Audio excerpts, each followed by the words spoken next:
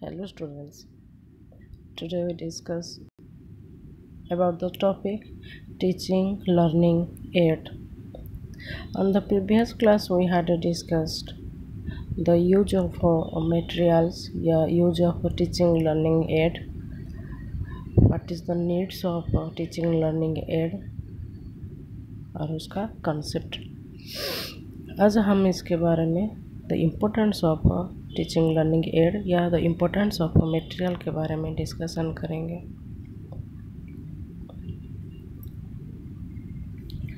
First, importance of teaching aids. शिक्षण सामग्री का क्या व्यवहार होता है या क्या उसका महत्व है उसके बारे में डिस्कशन करते हैं. Teaching aids play an very important role in teaching learning process. शिक्षण अधिगम सामग्री अधिगम के दौरान बहुत काम में आता है और उसका उपयोग बहुत हम लोग उसको बहुत उपयोग में लाते हैं. Importance of teaching aids are as follows. आज उसके बारे में डिस्कशन करते हैं क्लियरली. फर्स्ट पॉइंट होता है डायरेक्ट एक्सपीरियंस, जिसका अर्थ होता है प्रत्यक्ष अनुभव.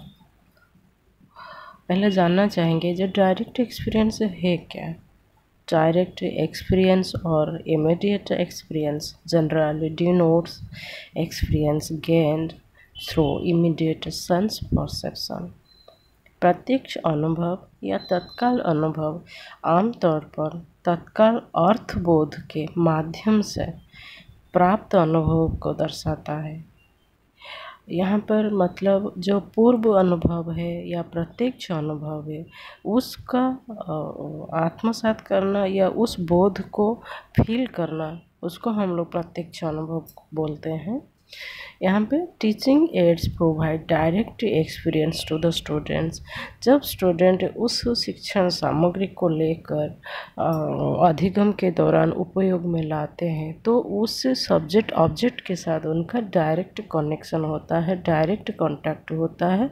उसका व्यवहार से लेकर उसको कैसे अप्लाई किया जाता है और उसका क्या इम्पोर्टेंस है उसको वो समझ पाते हैं और उसके बारे में ज़्यादा गहराई से स्टडी करते हैं. सेकेंड पॉइंट होता है क्लैरिफिकेशन, जिसका अर्थ होता है स्पष्टीकरण. The action of making a statement और situation less confused and more comprehensible. एक बयान या स्थिति को कम भ्रमित और अधिक समझदार बनाने की प्रक्रिया को क्लैरिफिकेशन बोलते हैं या स्पष्टीकरण बोलते हैं. जैसे कोई किसी काम हो, किसी घटना हो, उसके बारे में आपको ज़्यादा कन्फ्यूजन पैदा ना हो और आप उसको आराम से समझ पाए, उस प्रयास को हम लोग क्लैरिफिकेशन बोलते हैं. Through teaching aids, the teacher clarify the subject matter more easily. मतलब शिक्षण अधिगम सामग्री द्वारा क्या होता है, उसमें जो सब्जेक्ट बच्चे को पढ़ाया जाता है उसमें बच्चे लोग का क्लैरिटी आता है, स्पष्टीकरण आता है, क्लियरेंस आता है और उसका अर्थ, उसका काम और उसका व्यवहार के बारे में प्रत्यक्ष रूप में बच्चे लोग समझ पाते हैं. After that, discouragement of cramming, जिसको अर्थ होता है हतोत्साहित करना. In education, cramming is the practice of working intensively to absorb large volumes of information material in short amounts of time. जहाँ पे जिसका एक्चुअली अर्थ होता है रटना या उसको बार बार याद करना. जब क्रैमिंग का बात होता है कम समय के अवधि के अंतराल में आपको बहुत सारा इन्फॉर्मेशन या सूचना को याद करना होता है तो उसको हम लोग को क्रैमिंग बोलते हैं. डिस्करेजमेंट क्रैमिंग मीन्स उस जो सब्जेक्ट को हमको रट के याद करना है उसको हम लोग को रट के याद नहीं करना चाहिए. उसको फुल पूरा रूप से समझना चाहिए और वो सब्जेक्ट या उस कंटेंट या वो संदर्भ या कॉन्टेक्स्ट प्रसंग क्या समझाता है और उसका अर्थ क्या कहलाता है, उसको अगर बच्चे समझते हैं तो पूरा फुल टाइम उनको मिलता है उस टोटल कॉन्सेप्ट को क्लियर डिफाइन करने के लिए, और एग्ज़ाम का समय में उसको वो अप्रोप्रिएट आंसर भी दे पाते हैं। Teaching aids can facilitate the proper understanding to the students which discourage the act of cramming। मतलब जो क्रैमिंग जो रट के याद करना है उसको भूल जाना चाहिए, उस चीज़ को ध्यान में नहीं देना चाहिए, टोटल कंटेंट को समझना चाहिए, टॉपिक को समझना चाहिए, टॉपिक का एक्चुअल कॉन्सेप्ट क्या है उसके बारे में नॉलेज होना चाहिए। देन इंक्रीज द वोकेबुलरी, जहाँ पे शब्दावली को बढ़ाए बोला जाता है। Teaching aids helps to increase the vocabulary of the students more effectively. Vocabulary होता है शब्दावली, जो कलेक्शन ऑफ या स्टॉक ऑफ वर्ड्स होता है या स्टॉक्स ऑफ सेंटेंस होता है। आप बहुत सारा शब्द को या बहुत सारा वाक्य को याद करते हैं और उस वाक्य आपको हेल्प करता है, कभी कोई ऐसे लिखने में, कभी कोई कॉन्सेप्ट लिखने में, कभी कोई एक ठो प्रेसी राइटिंग लिखना होता है, वो सब में आपको वोकेबुलरी हेल्प करता है। अगर आपका वोकेबुलरी स्ट्रांग होता है, आप हिंदी में हो या इंग्लिश में हो, कोई भी लैंग्वेज आप फॉलो करते हैं, तो अगर स्ट्रॉन्ग वोकेबुलरी होता है तो आप उस टॉपिक के ऊपर में ज़्यादा राइटिंग पावर डेवलप कर पाते हैं, ज़्यादा स्पीकिंग पावर डेवलप कर पाते हैं, बच्चों के साथ ज़्यादा अच्छा से कन्वर्सेशन कर पाते हैं एज ए टीचर के हिसाब से, और स्टूडेंट के हिसाब से उस टाइप का हेल्प उनको भी मिलता है। देन होता है सेव्स टाइम एंड मनी। अगर टीचिंग लर्निंग मटेरियल को हम लोग को व्यवहार में लाते हैं अधिगम के दौरान में, तो ये ज़्यादा समय भी सेव करता है और उसमें खर्चा भी कम होता है, क्योंकि आप बहुत सारा सब्जेक्ट को कुछ मटेरियल का हेल्प से पूरा कर पाते हैं और बच्चों को हेल्प करते हैं समझने में।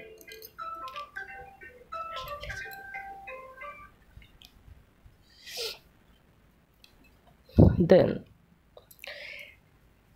Classroom live and active,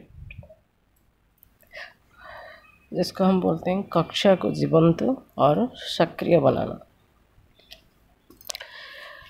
teaching aids make the classroom live and active. जब टीचिंग एड्स को व्यवहार में लाते हैं, क्लासरूम को एक्टिव करने में हेल्प करता है। तो क्लासरूम अगर एक्टिव करना है तो किस किस पॉइंट के ऊपर फोकस करने से हम कक्षा को ज़्यादा सक्रिय बना पाएंगे और ज़्यादा जीवंत बना पाएंगे। यहाँ पे होता है incorporate mystery into your lessons. जब पढ़ाते हैं उस सब्जेक्ट में कुछ रहस्यमय तथ्य रहना ज़रूरी है। उस टॉपिक जब हम लोग स्टूडेंट के सामने प्रेजेंट करते हैं, उसमें कुछ इम्पोर्टेंस रहना चाहिए जो कि बच्चे उसको दिमाग लगा के सुनने को प्रयास करें और समझने को प्रयास करें। Don't repeat classroom materials. कोई मटेरियल अगर हम लोग यूज़ करते हैं उसको बार बार रिपीट नहीं होना चाहिए। एक बार अगर हम लोग प्रोजेक्ट में बच्चों को पढ़ाएं तो दूसरी बार प्रयास करना चाहिए उनको ब्लैक बोर्ड में पढ़ाने के लिए। अगर फर्स्ट टाइम ब्लैक बोर्ड में लेके पढ़ा रहे हैं तो सेकेंड टाइम प्रयास होना चाहिए उनको कुछ प्रोजेक्ट, ये ड्राइंग हो, पेंट हो या आर्ट एंड क्राफ्ट के थ्रू में समझाने में। इस तरह का अलग अलग हम लोग लर्निंग मटेरियल अगर व्यवहार में लाते हैं तो क्लासरूम ज़्यादा एक्टिव होता है। Then create classroom games. बच्चे लोग को पढ़ाने के समय में क्लासरूम में गेम्स करना चाहिए। मतलब गेम्स का यहाँ पे मतलब होता है उस सब्जेक्ट को रिलेट करके वहाँ पे बच्चों लोग के सामने गेम्स प्रेजेंट करना चाहिए, जो कि उसी खेल में सीखना जिसको बोलते हैं। वो छोटे बच्चे में ज़्यादा लागू किया जाता है, लेकिन बड़े बच्चे में उसी समय लागू किया जाता है जब जिस सब्जेक्ट या टॉपिक डिफ़िकल्ट होता है। Use technology. छात्रों को हमेशा नया नया टेक्नोलॉजी व्यवहार में देना दिखाना चाहिए, तकनीक का शिक्षा देना चाहिए, तकनीक कैसे यूज़ किया जाता है उसको बताना चाहिए।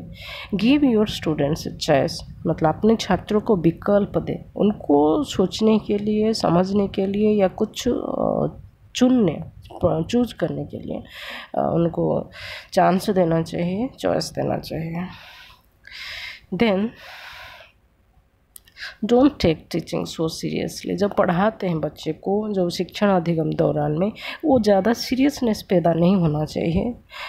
कामली कूल होके और वहाँ पे एंटरटेनमेंट फनी टाइप का बच्चे को पढ़ाना चाहिए, ना कि ज़्यादा बर्डन हो, ज़्यादा प्रेशर हो और ज़्यादा बर्डन दे के या ज़्यादा क्रिटिकल वे में उनको पढ़ाना चाहिए, पढ़ाना नहीं चाहिए।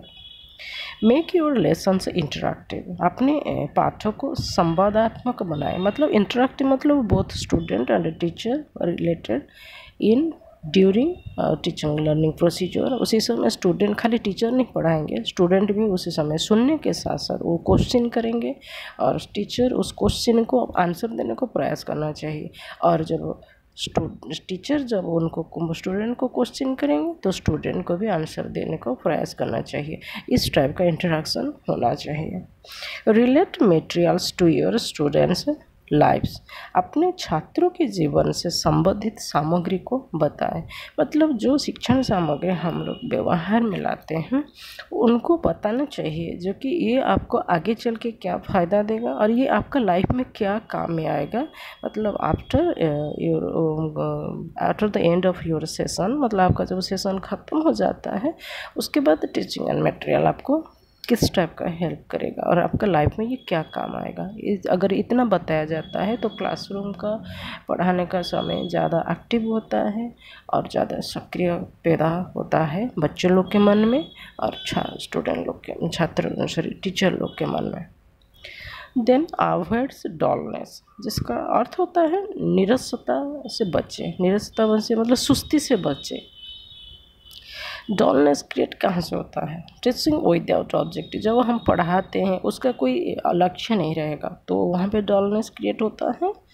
नेवर यूजिंग विजुअल्स, जब बच्चे को खाली पढ़ाएंगे और ना कुछ दिखाएंगे, कॉपी में लिखेंगे नहीं, ब्लैक बोर्ड में लिखेंगे नहीं, खाली ओरली गप्पे स्टोरी टाइप का बोल देंगे, जैसे बुक रीडिंग कर लेते हैं उस टाइप का बोलने से डलनेस क्रिएट होता है, बच्चे लोग को बोर फीलिंग करते हैं। Then asking for volunteers before they ask a question, हमेशा एक स्टूडेंट या दो स्टूडेंट को ज़्यादा इंपॉर्टेंस देना चाहिए, हमेशा बार बार उनको ही क्वेश्चन करेंगे। पूरा क्लासरूम में सबको अगर क्वेश्चन नहीं करते हैं, सबको सवाल नहीं पूछते हैं तो क्लासरूम ज़्यादा एक्टिव नहीं होता है और बोरनेस क्रिएट होता है, बोरी फीलिंग होता है बच्चे लोग में। Making students always take notes, और हमेशा क्लासरूम में बच्चों को बोला जाएगा आप नोट लिखिए और उनको लिखने के लिए हमेशा बोला जाएगा, वहाँ पे भी डलनेस क्रिएट होता है। नेवर यूजिंग कोऑपरेटिव लर्निंग, अगर वहाँ पे कोऑपरेटिव लर्निंग नहीं होगा, मतलब खाली सिर्फ टीचर आके पढ़ा के निकल जाएंगे तो क्लासरूम में डलनेस क्रिएट होगा। अगर बोथ स्टूडेंट टीचर जब पढ़ने के समय में छात्र भी कोऑपरेटिव लर्निंग, जब अपना फ्रेंड के साथ में, पीयर ग्रुप्स के साथ में जब डिस्कशन किया जाता है किस टॉपिक को लेकर, तो ज़्यादा अट्रैक्टिव होता है और ज़्यादा इंटरेस्ट उन लोगों, अपना मन में कोई दुविधा होता है या कोई सवाल उठता है तो पूछ पाते हैं। अगर उस टाइप का कोऑपरेटिव लर्निंग नहीं होता है तो फिर उसी समय भी क्लासरूम में डलनेस का या बोरिंग फील होता है स्टूडेंट के मन में और डलनेस एटमॉस्फेयर क्रिएट होता है। गिविंग टू मैनी टेस्ट और टू लॉन्ग टेस्ट, बच्चे लोग को ज़्यादा एग्ज़ाम देने के लिए बाध्य किया जाता है और एग्ज़ाम का प्रणाली जब होता है बहुत टाइम, अगर 2-4 घंटा बच्चे को एग्ज़ाम देने के लिए बोला जाता है तो वहाँ पर भी उन लोग के लिए बोर फीलिंग होता है और वो उनका पढ़ाई लिखाई में इंटरेस्ट कम हो जाता है। बीइंग डिसरेस्पेक्टेबल टू स्टूडेंट्स, स्टूडेंट को अपमान करते हैं, उनको रेस्पेक्ट नहीं देते हैं, क्लासरूम में उनका इंसल्ट करते हैं, दूसरे बच्चों के सामने उनका कोई कमी रहता है तो उनको दूसरे बच्चे के सामने प्रेजेंट करते हैं, उपस्थापन करते हैं, तो उनके मन में डिसरेस्पेक्टफुल भावना जो उत्पन्न होता है।